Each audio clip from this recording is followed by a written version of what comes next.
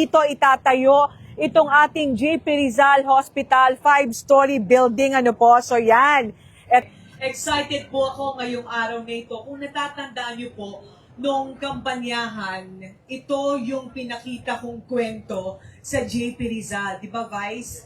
Dito kung saan may mga kababayan tayo na nakaupo sa wheelchair, dyan sa ER, mayroong mga naghahati-hati sa 3 oxygen. Alam niyo ho, matalas ang memorya ko. Tinandaan ko yan at pinangako ko sa mga tao, kapag nanalo ako, aayusin po natin yan. Of course, hindi ko kaya agad ang 100% sa 6 na buwan, baka 3 taon ito o baka mahigit pa. Pero hindi ako papayag na sa aking ika-6 na buwan ay walang makikita ang mga tao at mararamdaman na talagang sisimulan natin at seryoso ako sa pangako.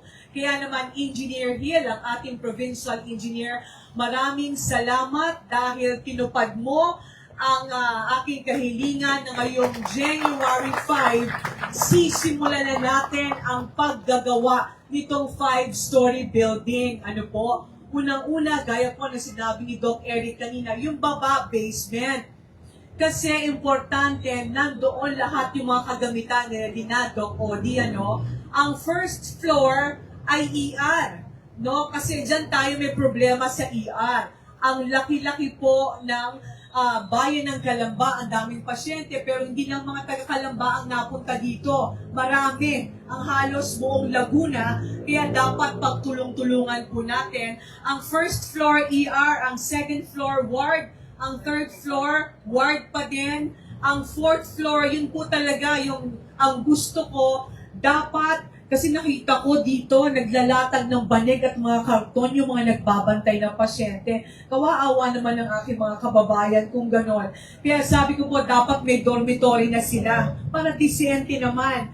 Plus, yung ating mga health workers, napapagod din.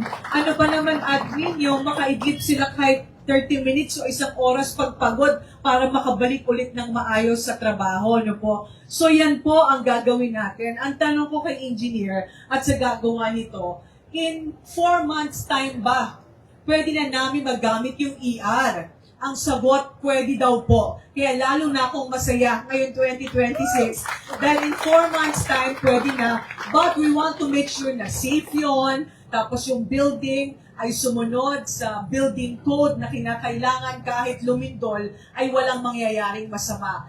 In 1 year, hopefully, sa susunod na taon, talagang kumpletong-kumpleto na po itong ating extension na hospital dito. Nagpapasalamat din po tayo at buuli ng suporta ni Mayor Ros Rizal. Palakpakan po natin ng Calamba na ikwento ko rin po ito sa kanya at ang kanyang buong sanggunian kasama si Vice Mayor Toti Lazaro. Maraming salamat. Talagang pagtutulong-tulungan po natin ito. Ang tanong ng ibang mga ospital, Sol Buchanan, kailan naman kami? Huwag po kayong mag-alala. Pagkatapos ko ang GP, sunod-sunod na po yung iba't iba nating ospital. Ang tanong ng ibang sektor, Sol, paano naman kami? Alam niyo mo, ang equalizer nating lahat, iba't ibang sektor, health programs. Ibig sabihin, kahit anong sektor ka, papakinabangan kapag maayos ang health system ng lalawigan ng Laguna. Pagkatapos po niyan, sisimulan pa natin ang iba't ibang programa. Ang tanong ho ng iba, ano ba, Sol, ang formula para sa success? 3 lang po yan. Una, dapat marunong kang makinig. Hindi ko lang nakinig.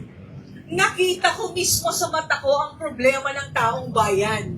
Pangalawa, matapos mong makita at marinig, hindi dapat nag-uusap lang tayo sa hangin. Hindi lang pwedeng pangarap ko lang at pangarap nyo. Dapat mabilis umaksyon. At inaksyon na po natin ang problema ng JP Rizal. At pangatlo, pasalamat ko sa Panginoon dahil ginawa niya tayong kasangkapan para magkaroon ng katuparan ng pangarap na ito. Ang sabi ko sa taong bayan sa Calamba, sa lalawigan ng Laguna, hindi niyo ho ito utang na loob sa akin. Ito ho ay pinangarap natin, tinupad ko, pero hindi pera ko. ang nagpapatayo ngayon nito ay ang buwis ng mamamayan ng lalawigan ng Laguna na tiniyak ko lang po na ang buwis nito ay papakinabangan niyo muli. Muli, maraming salamat po. Isang masaya at masaganang bagong taon para sa health care dito sa lalawigan ng Laguna. Magandang hapon po.